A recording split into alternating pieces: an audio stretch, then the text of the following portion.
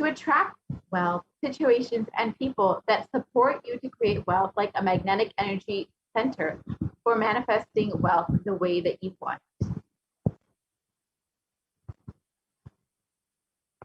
So let us complete with wealth.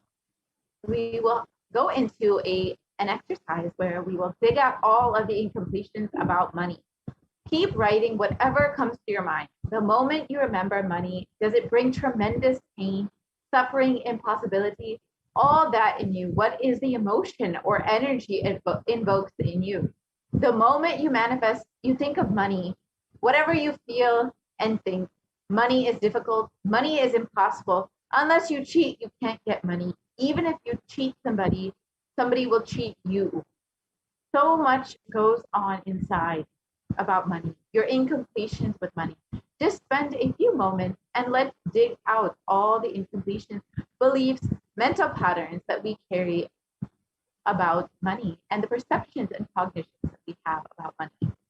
So let us spend 5 minutes jotting down all of our incompletions and incomplete cognitions that we carry about money and wealth.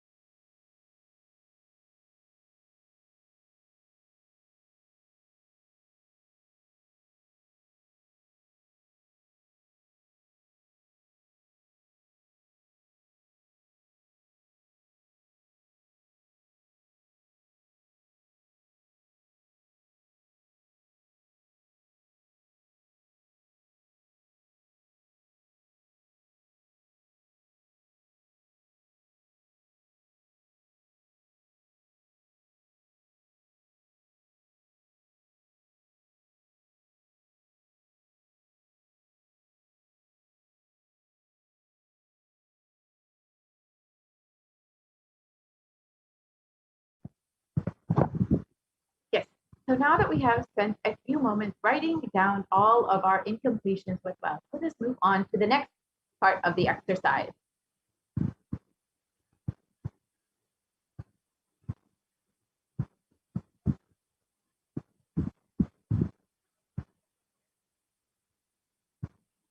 If we can move to the next slide, please.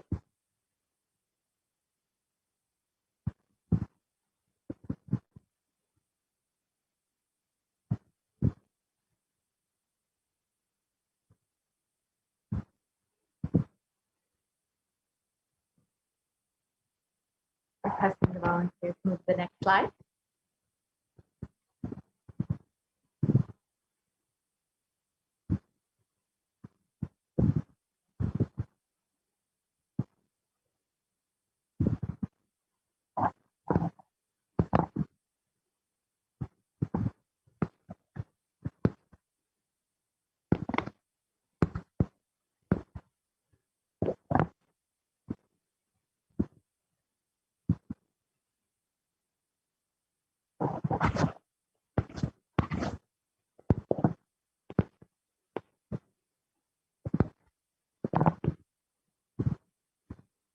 Yes, if we can move to the next slide, please.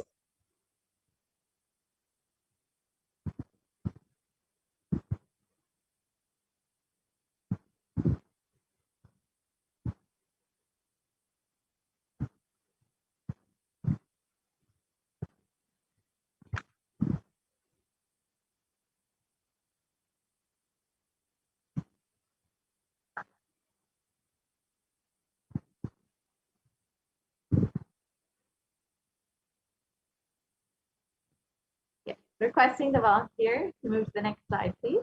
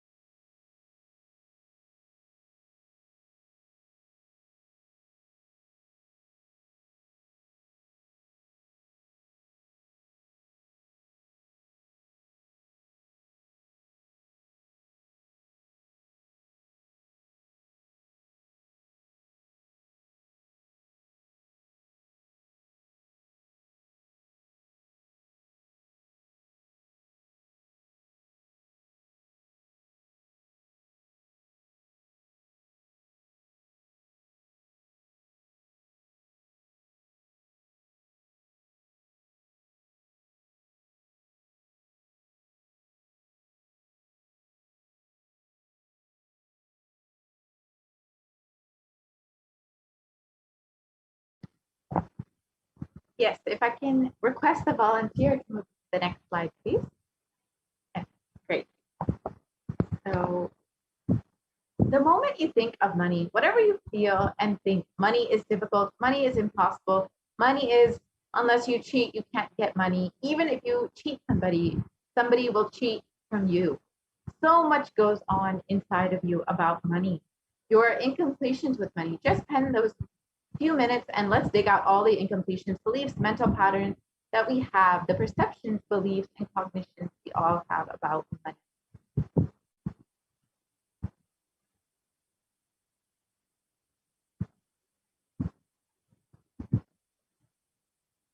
So let us take a few moments to do that.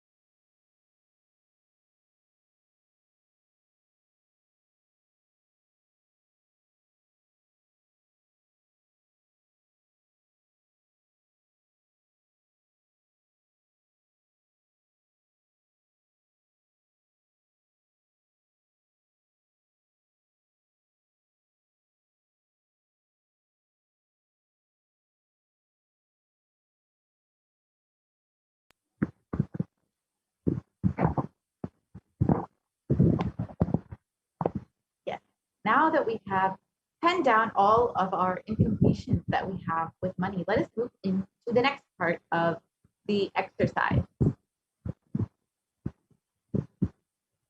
Second. So each belief or cognition starts from a particular incident. Identify the incident when the wrong or incomplete beliefs about wealth started forming in you. Relive and relive. Complete those incompletions. Go back to that same age when the incident happened, when the idea or belief or perception started building in you, and complete with those incidents. So we will just take a few moments to go through the completion process to relive and relieve all of the incomplete cognitions that we carry about wealth.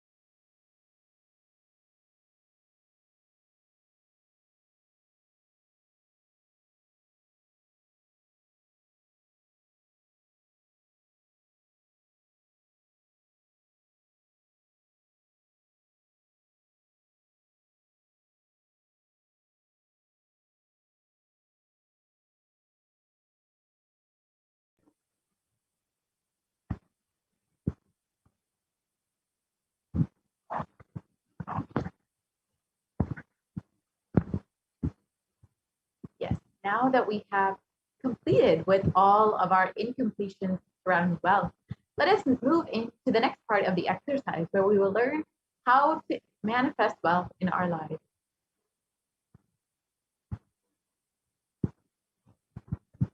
We can move to the next slide, please. So the second step is to consciously decide what you want to manifest in the next 3 months in the 12th dimension. We can move to the next slide, please. So write down clearly what is your intention. What is it that you want to manifest in the next 3 months in the field of wealth? Whatever you think as well. You may think more than money or currency as well. A person might be wealth for you, or your life or situation might be a wealth for you. For some, being active as well. People feel even extraordinary powers as their wealth. Whatever you consider as your wealth, whatever you want to manifest or attract in the next 3 months, please pen that down right now.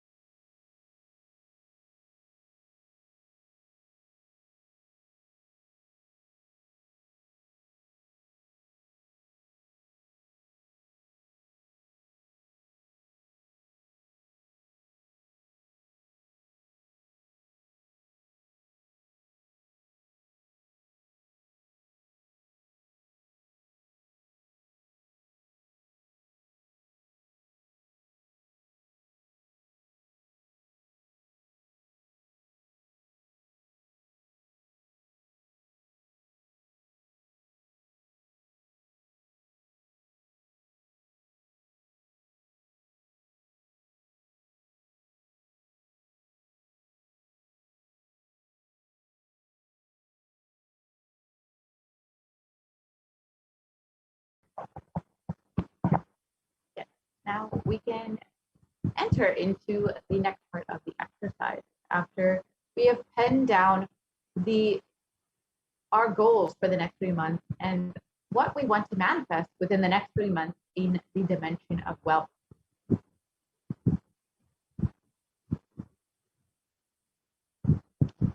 Yes, we can move the next slide, please. So now that we have penned all of this down, let us understand what role Guru has in our lives and why we need Guru's grace to manifest all our intentions and what we want to manifest in, whether in the wealth dimension or in any aspect of our lives.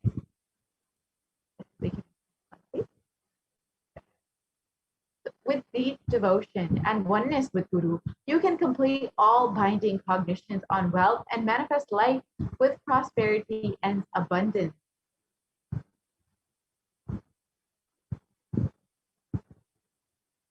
And the Shastra Pramana from the Guru Gita translates as the Shastra Pramana for Guru in the Guru Gita translates as the syllable Gu is darkness and the syllable Ru is said to be light.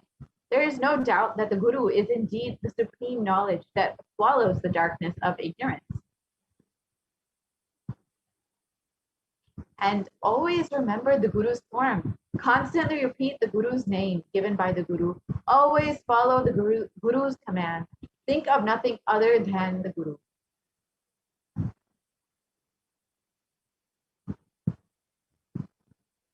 Out of compassion for you, I shall tell you how the embodied soul becomes Brahman, having purified of all sins by serving the feet of the Guru. So who is a Guru? The Guru is not a vyakti, a person, as you imagine. He is a tattva, a principle. He is simply a physical representation of the divine. In the Vedic tradition, the spiritual teacher, the Guru, is said to be more important than God himself. God is always and everywhere, but it is the Guru who opens the disciples' eyes to the existence of God. Guru is the doorway to one's own experience of the divine. Guru exists as embodiment, the manifest form of God, Paramashiva. And God, Paramashiva, is the unmanifest form of Guru.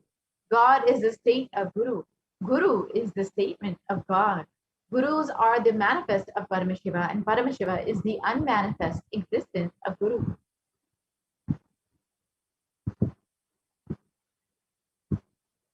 Guru Bhakti is intense, pure existential energy, which can liberate you from all known, unknown, and unnecessary delusions.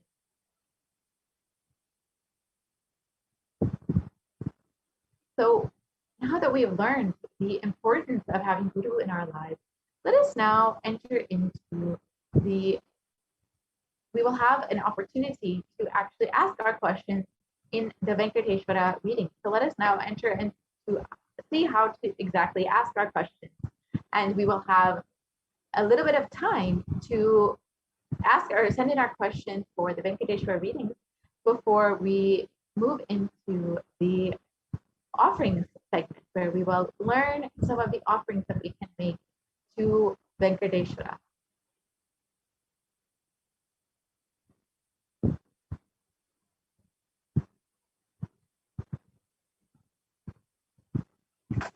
So, with the blessings of the Supreme Concept of Hinduism, Jagat Guru Mahasanidan, His Divine Holiness Bhagavan Nithyananda Paramashivam, a group of disciples have been initiated to have Sarupya of Venkateshwara, embodying the grace and form of Venkateshwara.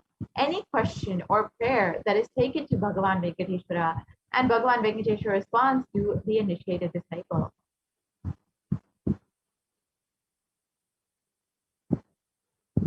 So if you have any questions or prayer requests, you can submit them here at tinyurl.com/daytreadings, and you can receive the answers directly from the initiated disciples of the Supreme Concept of Hinduism, channeling Bhagavan Venkateshwara. So if you would like to take a few moments to ask your questions, you can do that right now. And then we will be entering into the offerings segment, where we will understand some of the offerings that we can make to Bhagavan Venkateshwara and how we can show our gratitude for all the blessings and boons that we've received from Bhagavan Venkateshwara, and how we can connect with him more deeply through these various offerings.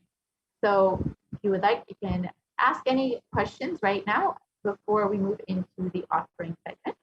And after the offering segment, we will be having the Venkateshwara reading, where we will answer the questions that the viewers have submitted today. So we will be right back, and you can take a few moments right now to go to tinyurl.com/daytreading to submit your questions. We'll be right back within a few moments.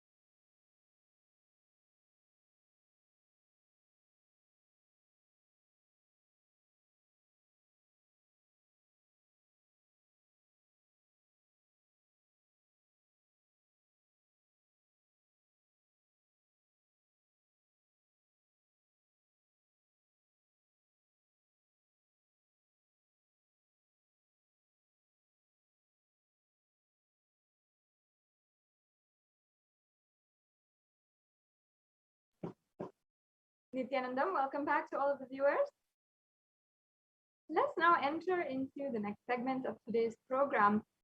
Once again, if any of you would like to have the direct guidance of Bhagavan Venkateshwara himself, then please proceed to the link that is displayed on the slides. That was tinyurl/deity readings.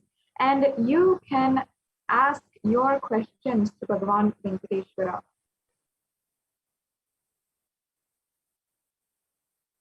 So now we'll be proceeding into the next segment of today's program, understanding the various offerings that you can do for the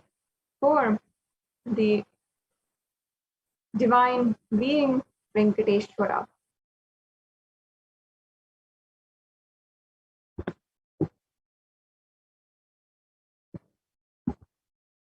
Yes, and we'll be getting those slides right to you in a few minutes.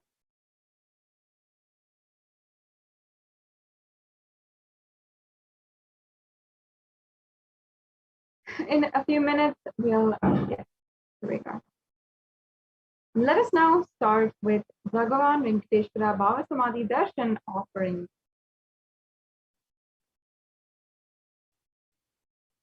Now, the very first offering that we have is the Nilavu Draupadi. And this offering is unlike any other offerings because of its significance, especially to the devotees of Bhagavan Sri Venkateshwara.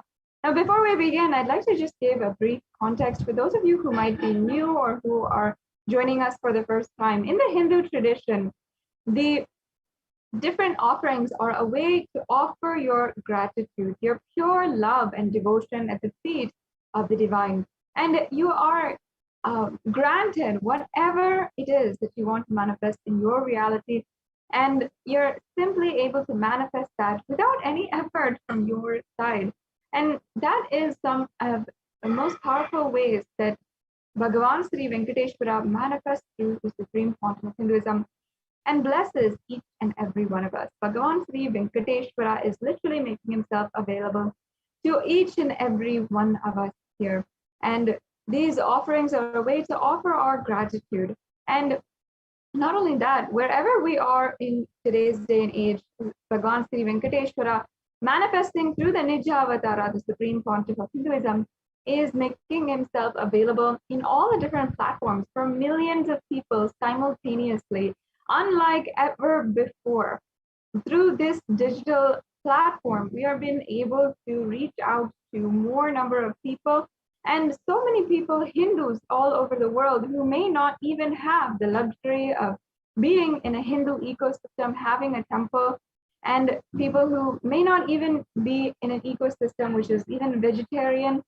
So many people are out there, Hindus, who are practicing Hindus, who cherish the Hindu tradition and are becoming acquainted also to the Hindu tradition through this digital experience and through the Bhava Samadhi Darshan, which the Supreme Pontiff of Hinduism has made available through these social media platforms.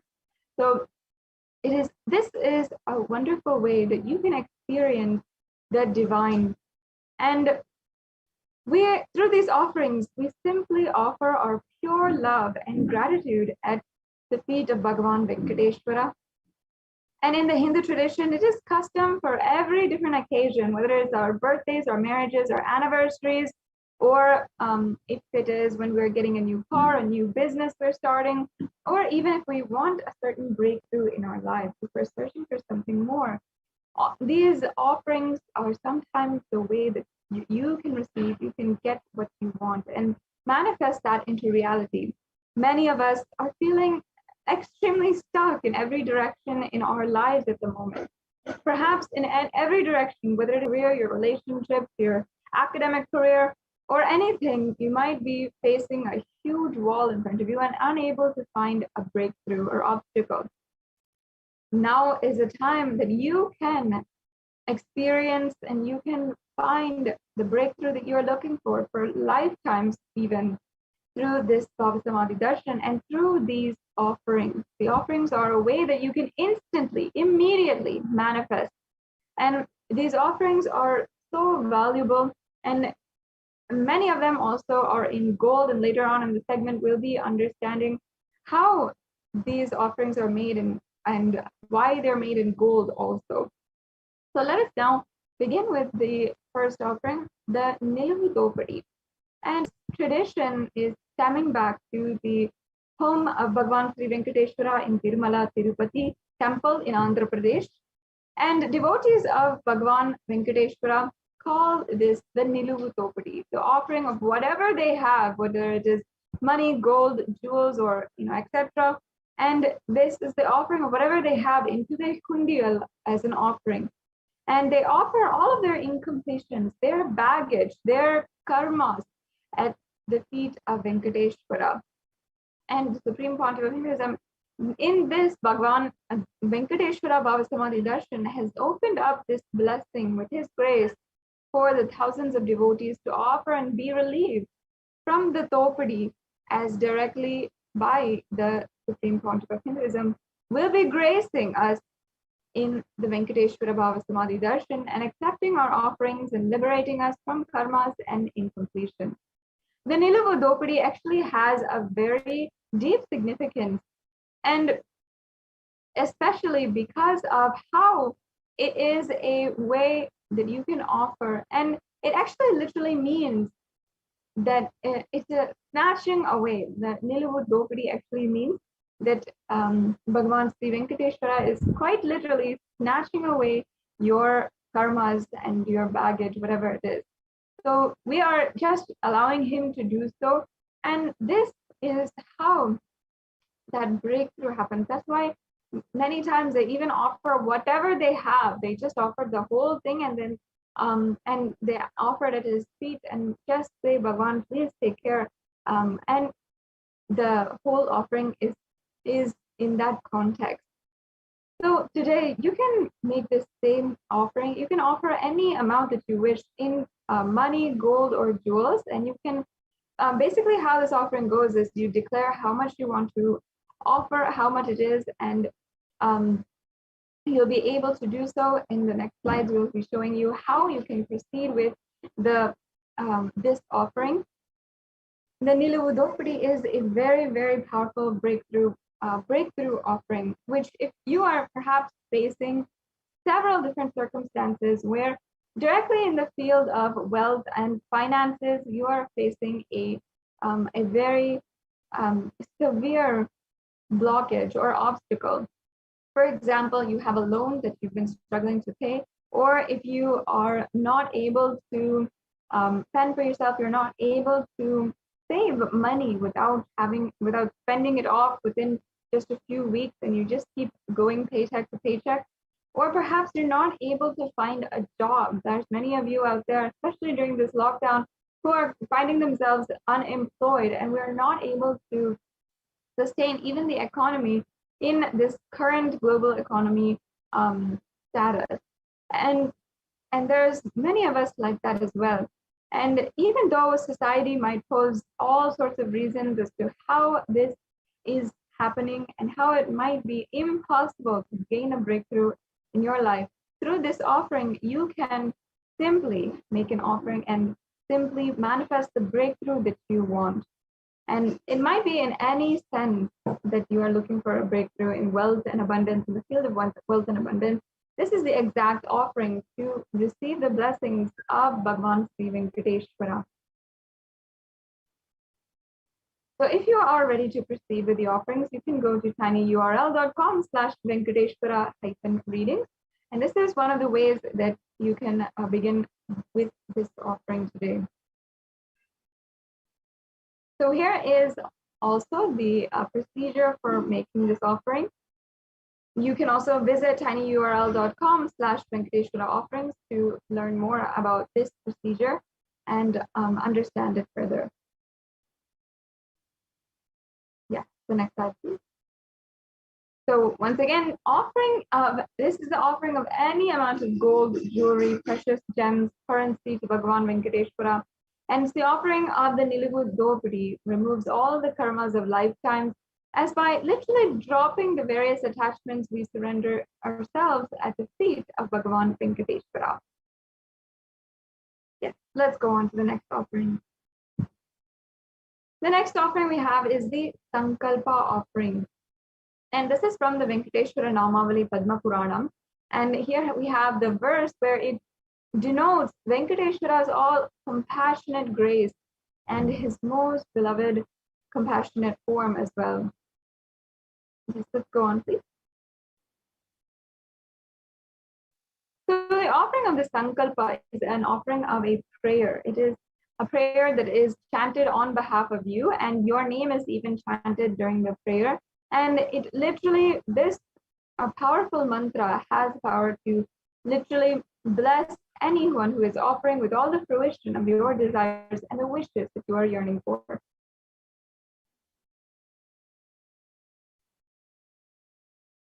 Yes.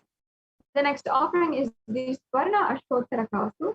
In the Hindu tradition, there is a tradition of a sadhana or a spiritual practice of chanting the Namavali, and either the Ashtottara Namavali or the Sahasra Namavali. So it is the chanting of either the 108 names or the Sahasranama, which is the 1,008 names of various gods and goddesses.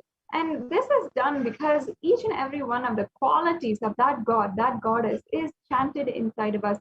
And literally, we cherish that quality inside of us and manifest it into reality. When we cherish bad things in our life, we cherish suffering, we're continuously worrying, you will always see that that exact thing is manifesting into your reality. However, if we're cherishing positive thought currents and positive vibrations and divine qualities, then that is what we manifest into reality. So this Swarna Ashtottara Kasu, the offering of the Ashtottara Namavali, and not only that, it is the offering of the pure gold coin with each one of the 108 sacred names of Srivari inscribed into it. So as you can see, there's different levels of the offering as well. And the names that are chanted are here listed. And it's a very, very powerful offering. We can go on to the next slide. Yes. And you can offer this as well to the feet of Devi of Venkateshwara. Yes, let's go on.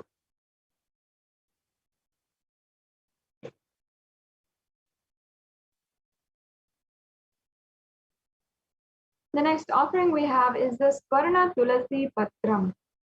And here we have a reference of the offering of the Tulasi Patram. It says, the Supreme Lord is causelessly merciful upon his devotee, so much so that even the poorest of men can offer him a little water and a flower in devotion and thus please him. This is due to his affectionate dealings with his devotees, offer a Tulasi with pure love to receive his grace forever.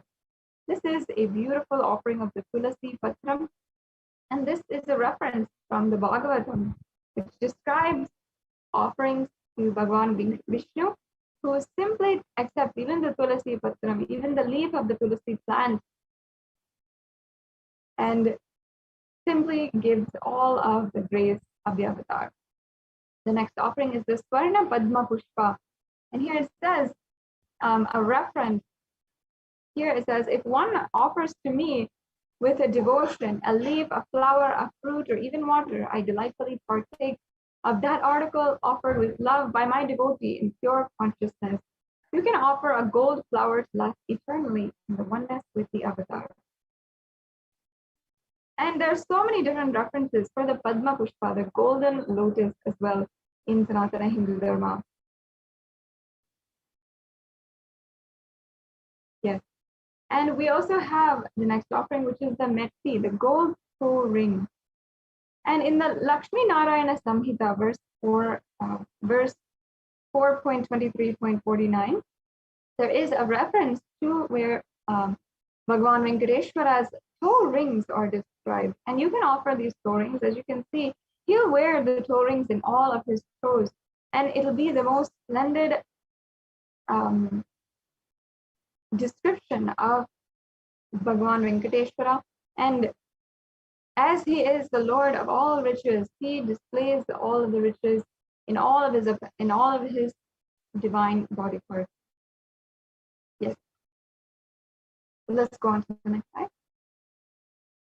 The offering of abharanas to Vishnu is the jingling anklets on the feet of Vishnu, the abharana for the ankles, toe rings on his feet, the bracelet on his arm, and the abharana on his waist. You can offer this toe ring for Venkateshwara and receive his blessings for longevity and prosperous life.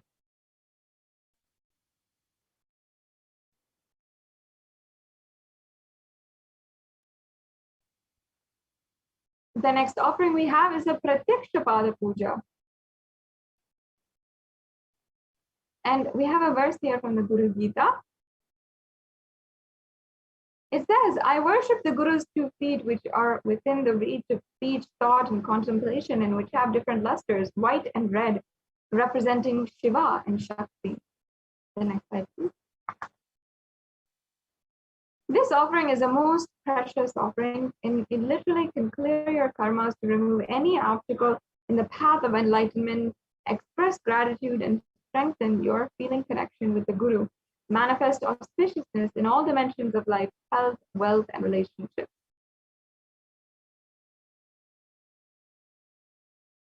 The next offering is the Vastra Seva, the offering of sacred clothing to Venkateshwara. Traditionally, this seva is offered for better physical and mental well-being and healing from any illnesses.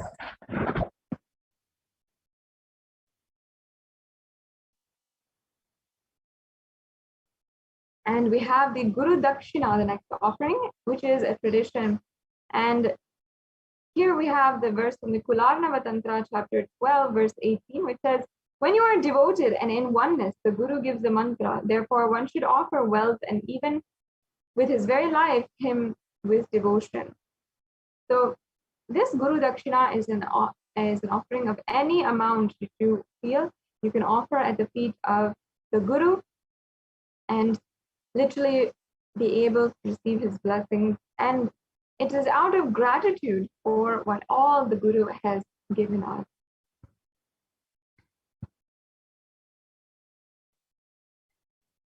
We have the next offering here, the E-Hundi offering, the general donation.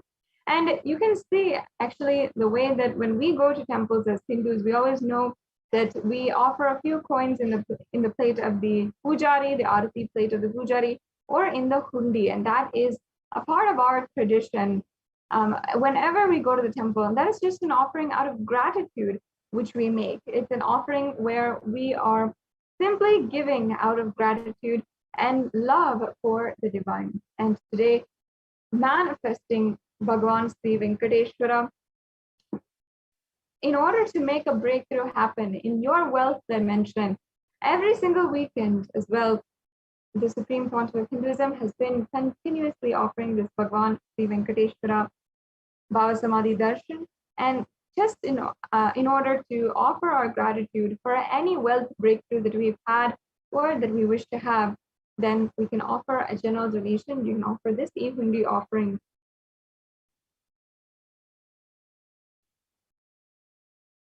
Yes, so here we have a summary of all the different offerings. We have the E-Hundi offering, which again is any amount which you wish.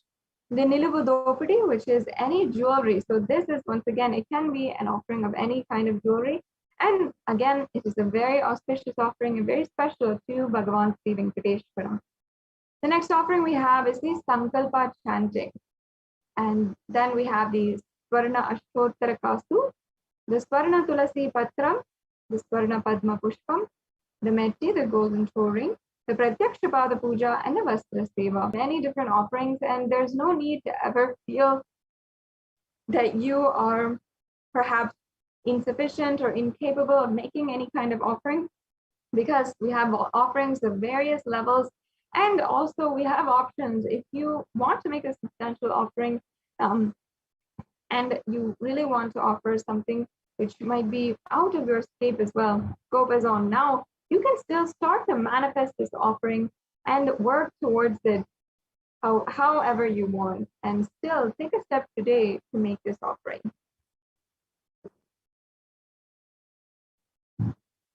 Yes, so as you can see, we have the registration forms and for all of the different offerings. So if you, I request now if we can go over and just see these links. will now be just showing each and every one of you the links for the payment. As you can see, it's highlighted here. These are the links for the payment, and we will be showing you how easy it is to actually make a donation right now itself. So you can see that it's a very, very quick process, and it just takes a few minutes for you to go to the link for the offerings. Yes, as you can see, here it is. And for the Venkateshwara Bhava Samadhi Darshan donations, and you can select the drop-down menu, and then select any offering which you would like to make today. And once again, this can be any different denomination, and you never have to feel any kind of insufficiency, incapability, or impossibility. You can offer whatever it is you feel, and with love and gratitude at the feet of Bhagavan Sri Venkateshwara. So we can select an offering, and then we can add that to the cart. Then once you have added to the cart, you'll be able to review the cart, review all the items in your cart, make sure that perhaps something that is overcounted or something that is not wanted is removed if you don't want it. Then you can, once you are satisfied, you can proceed to checkout. In this next link, you will be able to see the place where you will input all of your details, your billing details, your payment details. It'll show you what kinds of payment types are accepted. And that's all that is required in order to make a donation right now. So after you make a payment, you should proceed for the next step, which is filling out the Sankalpa 2021 form. This form is extremely necessary. It is the form which will ensure that your name is chanted during the puja. So in this form, you're going to have already paid for the puja, and then you're going to have to fill out your payment order, and then you're going to see that the form asks for your name as well as the names of the people on behalf of whom you are offering the puja today.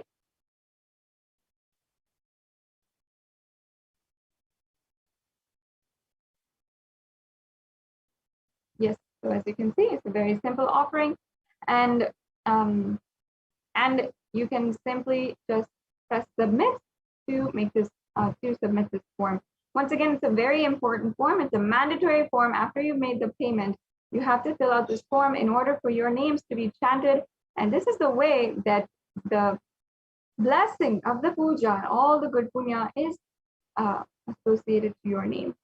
So next, also, if you are interested in making the offering today, perhaps you might not be ready to make a payment, but you are interested and this has piqued your interest, I request each and every one of you who relate to this, go to the Bhava Samadhi Darshan registration form. And here you can see the form. This is what it looks like form, just a few questions. And you can also declare what offering you would like to manifest as well. And that's it for this process in making sure that you are making your intention. Even if you perhaps cannot make a payment today immediately, then I highly suggest that you go ahead and take the first step in making an offering. Because of course, I'm sure every single one of you wants to make an offering today. And you'd like to, even if at some point, want to manifest that ultimate surrender and oneness with the avatar. So we have another option also, the e-hundi offering. And this offering is through the YouTube super chat. So I request if we can show the viewers that. The YouTube super chat is a new feature, or I say relatively new feature on YouTube, where in the live chat option, if you are a member of Kailasa's HDH Nithyananda YouTube channel, then you can make a donation. So as you can see, this is the live feed coming from YouTube. Many of you are subscribed there. And first of all, you have to be a member to join. So next to the channel name, you're going to see Kailasa's HDH Nithyananda channel name, and then you're going to press join. And once you have pressed join, please go to, you can be able to see the $sign, yes, as you can see in the right-hand corner. And then you can press on super sticker or super chat. And if you press on super chat, you can adjust the amount that you'd like to donate. You can donate with credit card, PayPal, or with debit card today. And it has slightly flexible options for anyone who wants to make a payment. And another thing is, another beautiful offering you can do is a sticker that you want to offer. So if there's a live darshan going on, or during the live darshan, you can always send your love through a very precious sticker that we have here in order to make an offering. So as you can see, this is the way that you can make the offering. And thank you so much to all of those of you who have donated and who are donating right now. And this e-hundi offering is a very beautiful offering to offer your gratitude at the feet of Bhagavan Sri Venkateshwara. So once again, now we'll be proceeding into the next segment in today's program.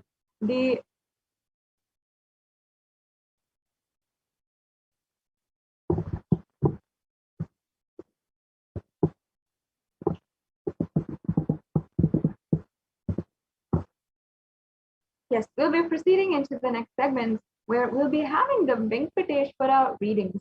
Now, as we just previously had introduced, the Venkateshwara readings are a way that you can literally ask for the blessings of Bhagavan Sri Venkateshwara, who is manifesting through a disciple of the Supreme Pontiff of Hinduism, initiated disciple of the Supreme Pontiff of Hinduism, to manifest Bhagavan Sri Venkateshwara himself, directly connect to Bhagavan Venkateshwara, and answer the prayers of devotees, and literally bless them with any of the blessings that they want, whether it is a breakthrough in their financial career or anything that has to do with wealth and abundance in their life. So now we'll be proceeding to that very shortly. And I request if we can just show this slide, we can briefly introduce, and also any one of you who has a question that they want to ask to Bhagavan Sri Venkateshwara today, you can go ahead and ask now. Take a few minutes and ask now the questions. We can just project this slide with the link for the Bhagavan Sri Venkateshwara readings. And in that link, if you follow this link, you will be able to ask your questions in this link. And in just a few minutes, we will be proceeding on and starting the Venkateshwara readings, having the live darshan of also Sri Ananda Venkateshwara from Nithyananda Paramashivam Devalaya, who is the consecrated deity of Venkateshwara, which the Supreme Pontiff of Hinduism himself carved and also consecrated personally in the Nithyananda Paramashivam Devalayam in Adi Kailas Sarvagna Peetham. So I request if we can just show that. Yes.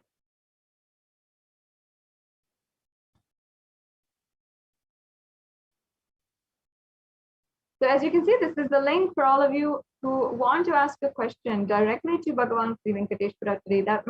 The questions you might have might be that you want to break through in the field, your financial career, in your financial strategies, and you want blessings in your career itself. You want blessings for a job, perhaps, or you want to seek the guidance of Bhagavan Sri Venkateshwara in a new venture, whatever it is. You can ask your questions at this link, and you will be able to have the direct answer of Bhagavan Sri Venkateshwara. So there is a brief video in the next slide. Let us now watch that video of, as we are preparing for the Bhagavan Venkateshwara readings, let's watch the darshan of the Supreme Pontiff of Hinduism and Venkateshwara.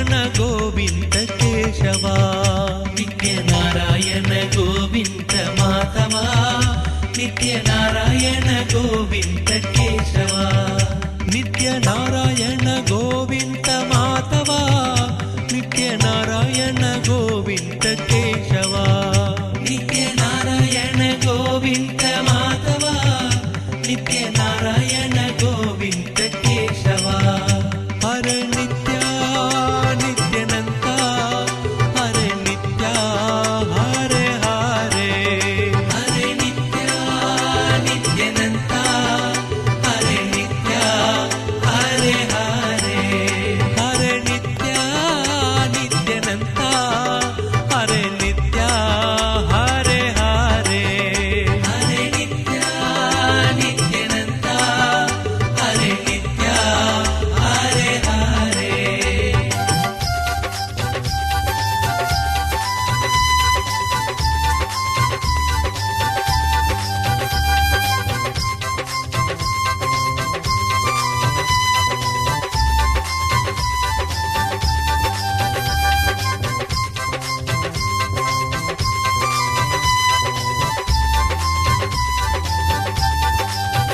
ನಿತ್ಯನಾರಾಯಣ Govinda Madhava ನಿತ್ಯನಾರಾಯಣ Govinda Keshava ನಿತ್ಯನಾರಾಯಣ Govinda Madhava ನಿತ್ಯನಾರಾಯಣ Govinda Keshava ನಿತ್ಯನಾರಾಯಣ Govinda Madhava ನಿತ್ಯನಾರಾಯಣ Govinda Keshava ನಿತ್ಯನಾರಾಯಣ Govinda Madhava ನಿತ್ಯನಾರಾಯಣ Govinda Keshava ಹರೆ ನಿತ್ಯ ನಿತ್ಯನಂತ ಹರೆ ನಿತ್ಯ ಹರೆ ಹರೆ ಹರೆ ನಿತ್ಯ ನಿತ್ಯನಂತ ಹರೆ ನಿತ್ಯ ಹರೆ ಹರೆ ಹರೆ ನಿತ್ಯ ನಿತ್ಯನಂತ ಹರೆ ನಿತ್ಯ ಹರೆ ಹರೆ ಹರೆ ನಿತ್ಯ ನಿತ್ಯನಂತ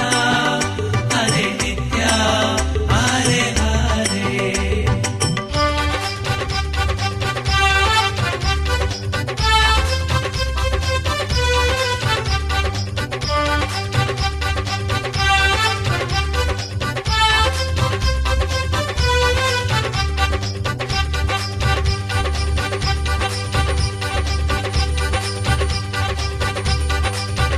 ನಿತ್ಯನಾರಾಯಣ Govinda Madhava ನಿತ್ಯನಾರಾಯಣ Govinda Keshava ನಿತ್ಯನಾರಾಯಣ Govinda Madhava ನಿತ್ಯನಾರಾಯಣ Govinda Keshava ನಿತ್ಯನಾರಾಯಣ Govinda Madhava ನಿತ್ಯನಾರಾಯಣ Govinda Keshava ನಿತ್ಯನಾರಾಯಣ Govinda Madhava ನಿತ್ಯನಾರಾಯಣ Govinda Keshava ನಿತ್ಯನಾರಾಯಣ Govinda Madhava ನಿತ್ಯನಾರಾಯಣ Govinda Keshava ನಿತ್ಯನಾರಾಯಣ Govinda Madhava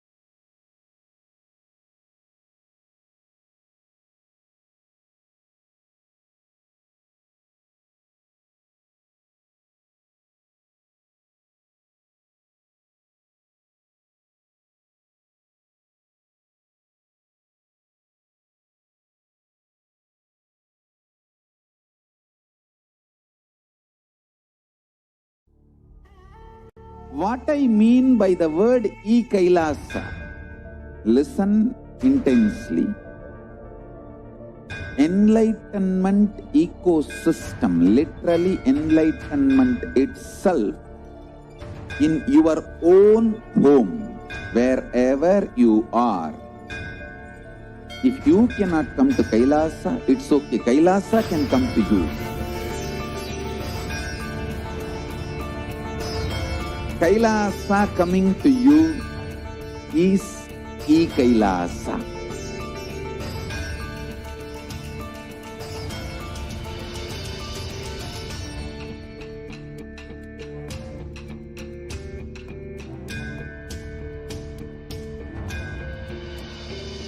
I will revive Hinduism.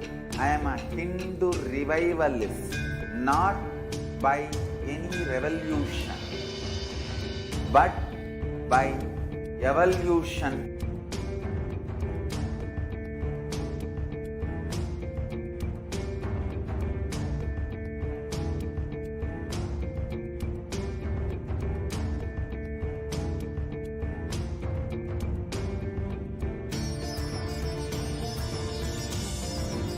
And setting model communities.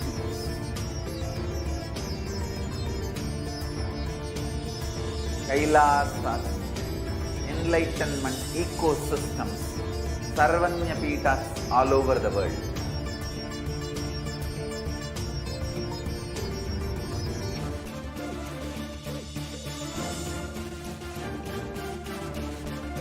All powerful cognition, knowledge, only when you live, power manifestation and possibilities manifestation happens. It's a fundamental truth.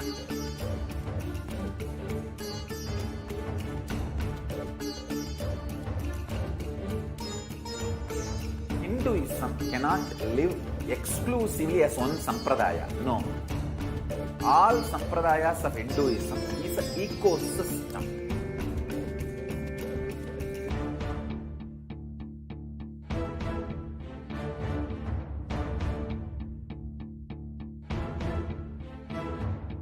So don't keep quiet thinking that if one sampradaya is attacked, only that sampradaya is going to be affected.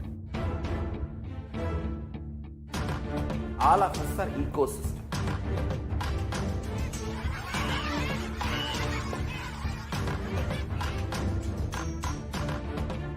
I invite all of you to get involved and enjoy Hinduism by the principle of Dharmo Rakshati Rakshitaha. When you protect Dharma, Dharma protects you. We will make the whole planet flourish spiritually. The spiritual prosperity will happen to the whole planet. We all have to coexist together.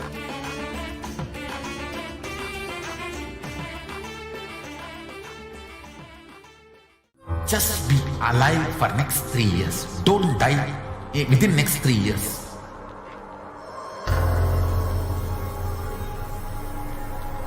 Just don't die within next 3 years.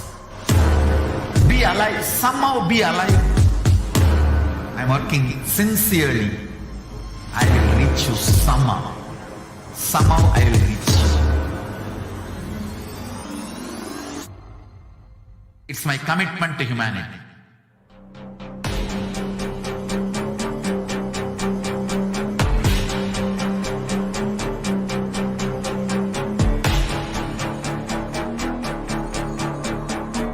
Just don't die within the next 3 years. I will reach you wherever you are, whichever corner of the world you may be. I will reach you with enlightenment. You manifesting the space, state, powers, being Paramashivoham. It is possible, and it is possible for you.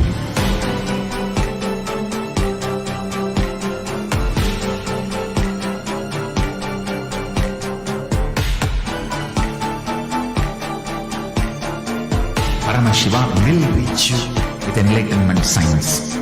I know he is going to do the job. Just be alive for next 3 years. Nothing else.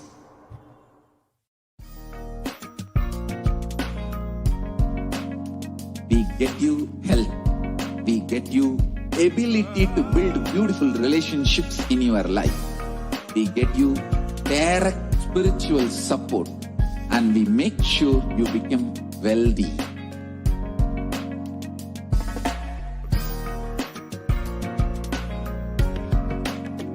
We won't stop giving you just good life. We will literally not stop till you live enlightened life. Manifesting the state of Paramashiva, space of Paramashiva, powers of Paramashiva, being of Paramashiva.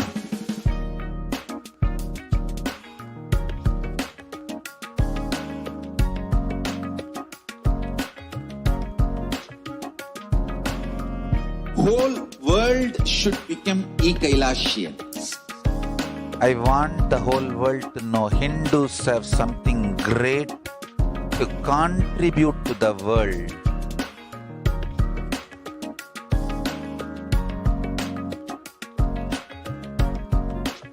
We have something great to contribute to the world. Let us do that.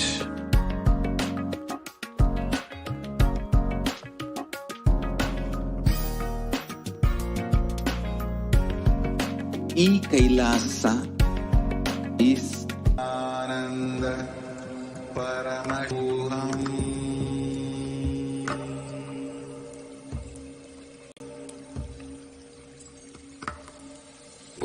Nithyananda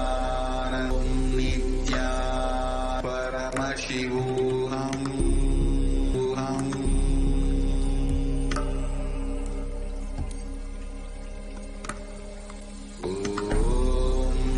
Nithyananda Paramashivoham.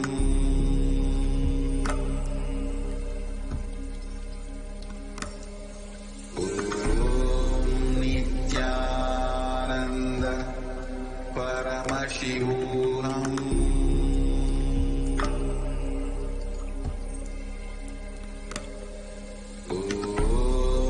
Nithyananda Paramashivoham.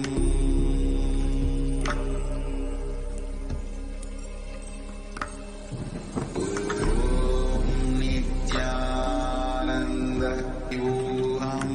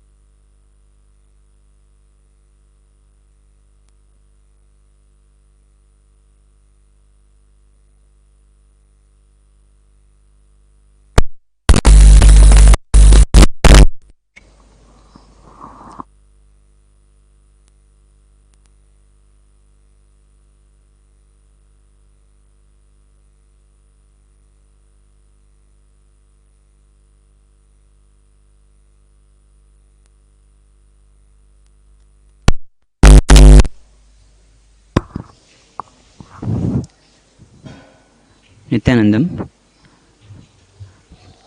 With Lord Venkateshwara's blessings, we enter into Venkateshwara's reading.